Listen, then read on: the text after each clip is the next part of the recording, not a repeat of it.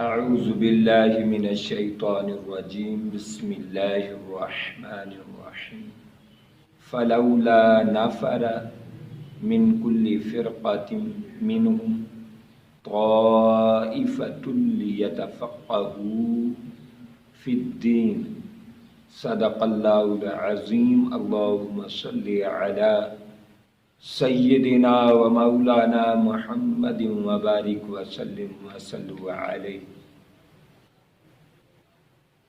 پیارے دوستو، آج کی گفتگو علم دین سیکھنے اور سکھانے کے فضائل و مراتب آپ کے گوش گزار کرنا چاہتا ہوں۔ مالک کی بارگاہ میں دعا ہے کہ رب لم یزل ہمیں صحیح معنی میں علم کی طلب، علم کی تڑپ، علم کی پیاس نصیب فرمائے۔ پیارے دوستو، اللہ رب العالمین نے قرآن مجید فرقان حمید میں ارشاد فرمایا فلولا نفر من كل فرقة منهم طائفة ليتفقهوا في الدین، فرمایا کیوں نہیں ہے تم میں سے کہ ایک گروہ، ایک جماعت نکلے کہ دین کی سمجھ حاصل کرے، یعنی علم دین حاصل کرے۔ اور آگے رب العالمین نے فرمایا فَاسْأَلُوا أَهْلَ الذِّكْرِ إِن كُنتُمْ لَا تَعْلَمُونَ، فرمایا اگر کسی چیز کا تمہیں علم نہیں ہے، اللہ رب العالمین نے تمہیں علم نہیں دیا ہے، فرمایا تو اہل علم سے مسائل پوچھا کرو، اہل علم سے اسٹڈی کرو۔ مولا علی کرم اللہ وجہ الکریم، صحابہ کرام بیٹھے ہوئے تھے، جناب علی کرم اللہ وجہ الکریم ممبر پر جلوہ افروز ہوئے اور فرمانے لگے، فرمایا کہ تم مجھ سے کیوں نہیں سوال کرتے، میں تمہیں ہر چیز کا علم بتاؤں، خدا کی قسم اگر مجھے کسی چیز کا پتہ نہ ہو، کسی چیز کا علم نہ ہو اور مجھے پتہ چلے کہ فلاں جگہ پر کوئی عالم رہتا ہے، صاحب علم رہتا ہے، تو فرمایا میں 7 سمندر پار کرنے کو بھی تیار ہوں۔ 7 سمندر اگر وہ دور ہے تو میں اتنا دور بھی جا کر علم دین حاصل کرنے کی طلب رکھتا ہوں۔ اس لیے رب ذوالجلال نے فرمایا فَاسْأَلُوا أَهْلَ الذِّكْرِ، فرمایا علم والوں سے، صاحب علم علماء سے، فقہاء سے مسائل پوچھا کریں، مسائل کے دریافت کیا کریں، ان کنتم لا تعلمون اگر تمہیں علم نہیں ہے۔ حصول علم کی فضیلت میں احیاء العلوم میں امام غزالی رحمۃ اللہ علیہ نے آقا علیہ السلام کے فرامین شامل کیے ہیں۔ حضرت امام غزالی رحمۃ اللہ علیہ فرماتے ہیں کہ آقا علیہ السلام نے فرمایا جو علم کی طلب میں کسی راستے پر چلے گا اللہ اسے جنت کے راستے پر چلا دے گا، یعنی جو علم کے راستے پر چلا سمجھے کہ علم کے راستے میں جنت کا راستے پہ وہ چل رہا ہے۔ اور دوسری حدیث میں فرمایا بے شک ملائکہ، سارے فرشتے، خدا کے سارے فرشتے طالب علم کے کام سے راضی ہوتے ہیں اور اس کے لیے اپنے پر بچھا دیتے ہیں۔ طالب علم کے پاؤں میں رحمت والے فرشتے رحمتوں کے پر بچھا دیتے ہیں طالب علموں کے پاؤں کے نیچے۔ آپ اندازہ کریں علم دین کی فضیلت مالک کے حضور کتنی ہے اور کس قدر ہے۔ فرمایا تم صبح کے وقت جاؤ، علم کا ایک باب حاصل کرو، ایک چیپٹر علم کا حاصل کرو، فرمایا یہ تمہارے لیے 100 رکعت پڑھنے سے افضل ہے۔ اور آقا علیہ السلام نے فرمایا علم کا ایک باب، ایک سبق پڑھنا جسے آدمی سیکھتا ہے اس کے لیے دنیا اور ما فیہا جو کچھ ہے ان ساری چیزوں سے بہتر ہے۔ یعنی یوں سمجھیں علم دین کا ایک چیپٹر پوری دنیا کائنات میں سے ہر چیز سے بہتر ہے۔ فرمایا علم حاصل کرو اگرچہ تمہیں چین جانا پڑے۔ فرمایا علم کی طلب ہر مسلمان پر فرض ہے، مسلمان مرد ہو یا عورت ہو، ہر ایک پر علم فرض ہے۔ اور آگے فرمایا علم خزانہ ہے، اس کی چابیاں سوال کرنا ہے۔ جب تم سوال کرو گے علم کے دروازے کھلیں گے، علم کے کمرے کھلیں گے۔ فرمایا ان سب کی چابیاں سوال کرنا ہے۔ تو فرمایا خبردار تم سوال کیا کرو، کیونکہ اس میں 4 کو اجر دیا جاتا ہے۔ جب تم سوال کرتے ہو 4 بندے مستفید ہو سکتے ہیں، 4 بندوں کو فائدہ پہنچ سکتا ہے۔ فرمایا ایک تو سوال کرنے والے کو، کیونکہ اس کو سوال کرنے کا ثواب بھی ملے گا اور معلومات میں علم میں بھی اضافہ ہوگا، اور جو علم کا جواب دینے والے ہیں علماء ان کو اجر ملے گا، اور فرمایا جو غور سے سننے والے سامعین ہوتے ہیں ان کو بھی ثواب ملے گا، اور جو ان سے محبت کرنے والے ہیں ان کو بھی ثواب ملے گا۔ فرمایا جاہل اپنی جہالت پر اور عالم اپنی علم پر کبھی خاموش نہ رہے۔ جاہل اپنی جہالت پر اور عالم اپنی علم پر کبھی خاموش نہ رہے۔ جو علم کی بات آئے وہ بتائیں، بلغوا عنی ولو آیہ۔ فرمایا میری طرف سے ایک آیت بھی تمہیں پہنچ جائے تو اس کو پھیلاؤ، اس کو سکھاؤ، دوسروں کو سکھاؤ، سکھانے کا جذبہ پیدا کرو، سیکھنے کا جذبہ پیدا کرو۔ اور آقا علیہ الصلوۃ والسلام نے فرمایا کہ عالم کی مجلس میں حاضر ہونا 1000 رکعت سے بڑھ کر ہے۔ عالم کی محفل میں حاضر ہونا 1000 رکعت نفل نماز سے بہتر ہے۔ فرمایا 1000 مریضوں کی عیادت سے بہتر ہے، 1000 مریضوں کی عیادت سے بہتر ہے، اور فرمایا 1000 نماز جنازہ میں شرکت کرنے سے بہتر ہے۔ عرض کی گئی یا رسول اللہ صلی اللہ علیہ وسلم کیا قرآن کی تلاوت سے بھی علماء کی مجلس افضل ہے؟ فرمایا ہاں، اس لیے کہ قرآن میں بھی تو سمجھ چاہیے ہے، قرآن میں بھی تو علم ہونا چاہیے کہ کس چیز کا ذکر ہے۔ آقا علیہ الصلوۃ والسلام نے فرمایا جسے اس حالت میں موت آ گئی کہ اسلام کو باقی رکھنے والا ہے اور علم حاصل کر رہا تھا، تو جنت اور انبیاء کرام کے درمیان صرف 1 درجے کا فرق رہ جائے گا۔ یعنی جس کو علم دین کے حصول میں، علم دین کے فروغ میں، علم دین کی اشاعت میں، علم دین کی تبلیغ میں، فرمایا جس کو موت آ گئی اس کو اور اس کے نبیوں کے درجے میں صرف 1 درجے کا فرق رہ جائے گا۔ آپ اندازہ کریں سیکھنے سکھانے کی کس قدر گراں فضیلت ہے، کس قدر بیش بہا خدا کا خزانہ ہے علم دین۔ ابن اساکر نے روایت کیا حضرت انس رضی اللہ تعالیٰ عنہ سے، آقا علیہ الصلوۃ والسلام نے فرمایا جس نے قرآن سیکھا اور دوسروں کو سکھایا اور اس کے احکام کو پڑھا اور دوسروں کو احکام پہنچائے، ابلاغ و تبلیغ فرمائی، فرمایا اس کے لیے یہ قرآن شفاعت کنندہ ہوگا، شفاعت کرنے والا ہوگا، اور فرمایا یہ جنت کی راستہ بتانے والا ہوگا، جنت کا راستہ بتانے والا ہوگا۔ اور ایک حدیث میں آیا، مولا علی حدیث پاک کو روایت کرتے ہیں، ابو نعیم نے اس کو اپنی کتاب میں لیا ہے، فرمایا اے علی قرآن سیکھ اور لوگوں کو سکھا۔ فرمایا ہر حرف کے بدلے اگر شاگرد پڑھے گا تب بھی تجھے 10 نیکیاں ملیں گی، اگر تو پڑھائے گا تب بھی 10 نیکیاں ملیں گی۔ فرمایا اگر اسی پڑھنے پڑھانے میں تو اس دنیا سے پردہ کر گیا، اس دنیا سے فوت ہوا، اس حال میں کہ تو سیکھ رہا تھا اور سکھا رہا تھا، پڑھ رہا تھا اور پڑھا رہا تھا، فرمایا تجھے شہادت کا رتبہ ملے گا، شہادت کا درجہ ملے گا۔ اور ہاں علی، فرمایا قرآن سیکھ اور لوگوں کو سکھا، اگر اسی میں تیری زندگی کی شام ہو گئی، اسی میں زندگی کا اختتام ہو گیا، فرمایا تیری قبر کا فرشتے طواف کریں گے۔ کیسے؟ فرمایا جیسے انسان بیت اللہ کا طواف کرتے ہیں۔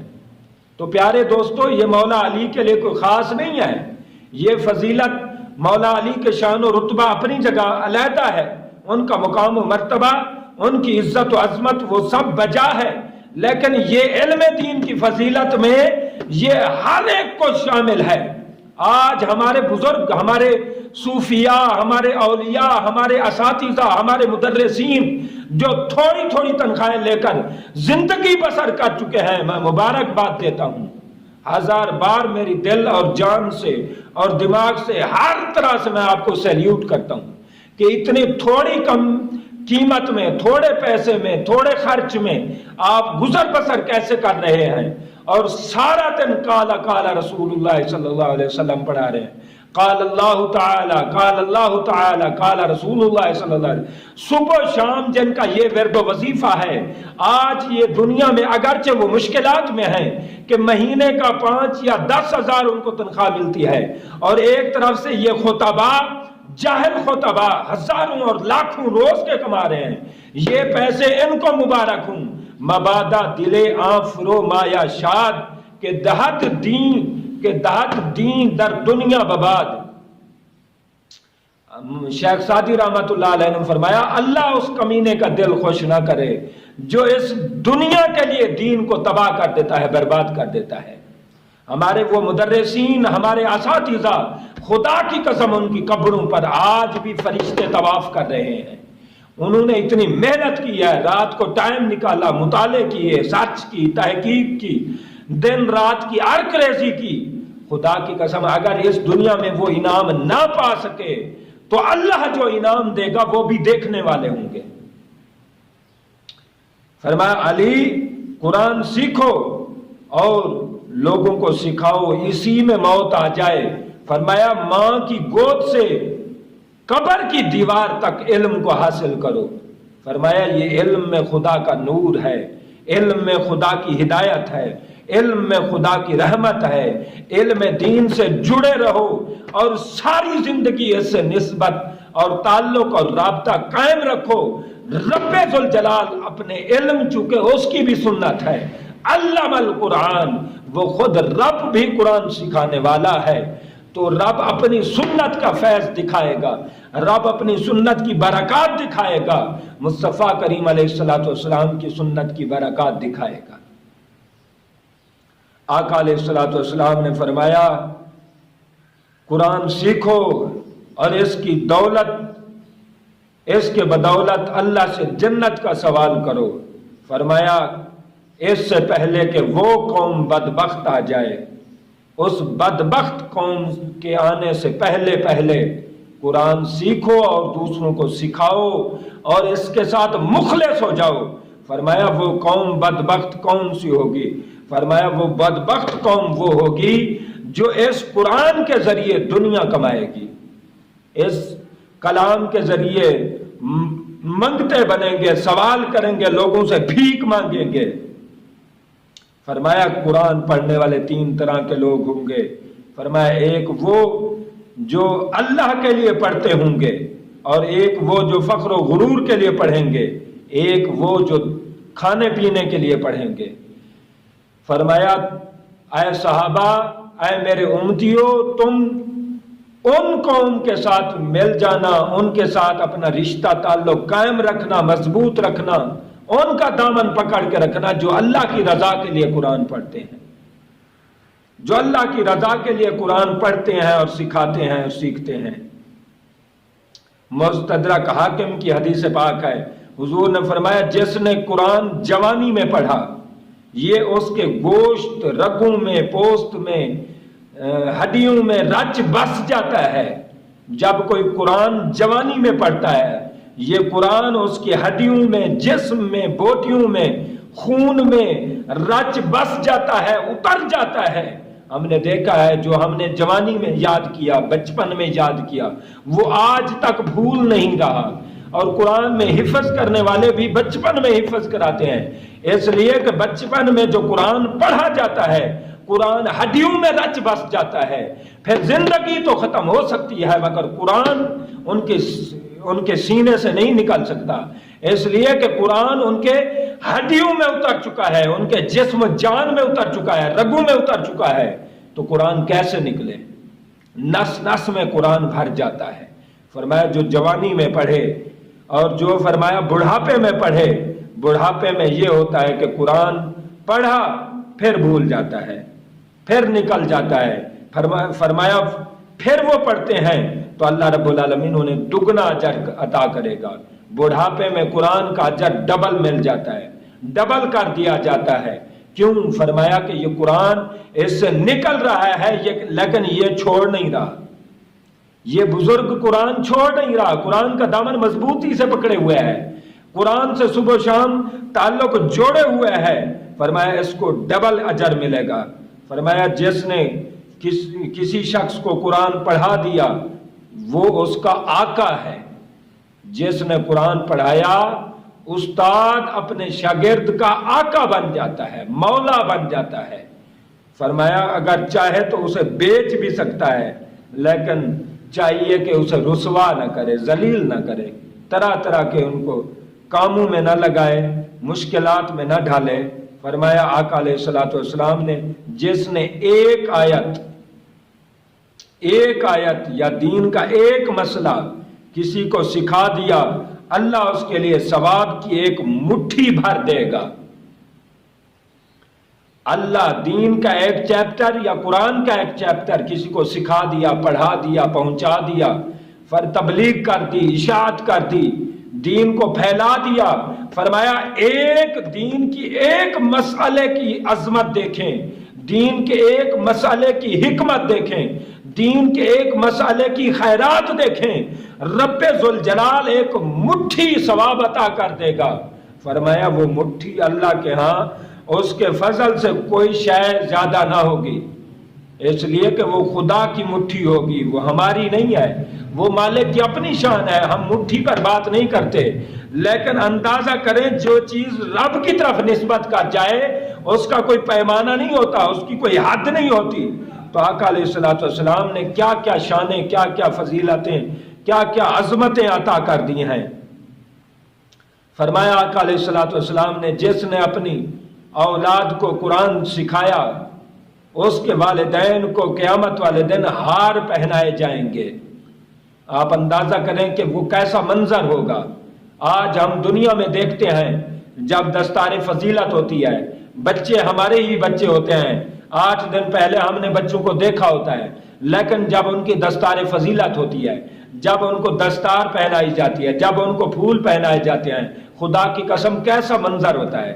حالانکہ 10 20 100 50 1000 2000 آدمی ہوتے ہیں، تو 1000 2000 آدمیوں میں یہ قرآن کی تاج پوشی اور قرآن کی دستار فضیلت کس قدر دل نشیں ہوتی ہے اور کس قدر دلکش ہوتی ہے اور کس قدر اٹریکشن والی ہوتی ہے۔ تو آپ اندازہ کریں وہ محفل کیسی ہوگی، وہ مجلس کیسی ہوگی جہاں کھربوں کی تعداد میں پوری دنیا کھڑی ہوگی، جہاں رب ذوالجلال کی صدارت ہوگی، جہاں ملائکہ حاضر ہوں گے، جہاں آقا علیہ الصلوۃ والسلام کی تشریف آوری ہوگی، وہاں بچے قرآن پڑھنے والے کو دستار فضیلت کرائی جائے گی اور اس کے والدین کو ہار پہنائے جائیں گے۔ وہ کیسی عظمت ہوگی، وہ کیسا لمحہ ہوگا، وہ دیکھنے والا دیدنی لمحہ ہوگا۔ پیارے دوستو، آقا علیہ الصلوۃ والسلام نے ارشاد فرمایا جس نے قرآن پڑھا اور اچھے طریقے سے پڑھا، ہر حرف کے عوض اللہ اسے 40 نیکیاں عطا کرے گا۔ اور فرمایا جس نے کچھ صحیح پڑھا اور کچھ غلط پڑھا، کچھ صحیح پڑھا کچھ غلط پڑھا، اللہ رب العالمین اسے ہر حرف کے عوض 20 نیکیاں عطا کریں گے۔ اور فرمایا جس نے مجبوراً سارا غلط پڑھا، یعنی قرآن پڑھنا نہیں جانتا، جان بوجھ کے غلطی نہیں، جان بوجھ کے غلطی حرام ہے، جرم ہے، کفر ہے، مجبوراً کہ جس کو قرآن پڑھا غلط پڑھا، فرمایا اسے ہر حرف کے بدلے 10 نیکیاں ملیں گی۔ تو قرآن سے جو جڑا، قرآن سے جس نے رشتہ قائم کیا، قرآن کی خیرات سے اسے مالا مال کر دیا جائے گا، قرآن کی خیرات سے کوئی محروم ہو نہیں سکتا۔ آقا علیہ الصلوۃ والسلام نے فرمایا جس نے قرآن کو تجوید سے پڑھا، حروف مخارج سے پڑھا، قواعد و ضوابط سے پڑھا، فرمایا اسے شہید کا ثواب ملے گا۔ آقا علیہ الصلوۃ والسلام نے فرمایا جس نے قرآن پڑھا اور اچھا کر کے نہ پڑھ سکا، اللہ اس پر فرشتہ مقرر کر دیتا ہے جو اس کی غلطیوں کو ٹھیک کر کے مالک کی بارگاہ میں درست پیش کرتا ہے۔ قرآن یہ غلط پڑھ رہا ہے، پڑھنے والا جان بوجھ کر نہیں، میں پھر کہہ رہا ہوں، قرآن غلط پڑھ رہا ہے، فرمایا اس پر 2 فرشتے مقرر ہو جاتے ہیں، مامور ہو جاتے ہیں، وہ فرشتہ اسے ٹھیک کر کے درست کر کے جیسے قرآن نازل ہوا تھا اسی انداز میں وہ فرشتہ غلطیوں کو ٹھیک کر کے مالک کے حضور پہنچا دیتا ہے۔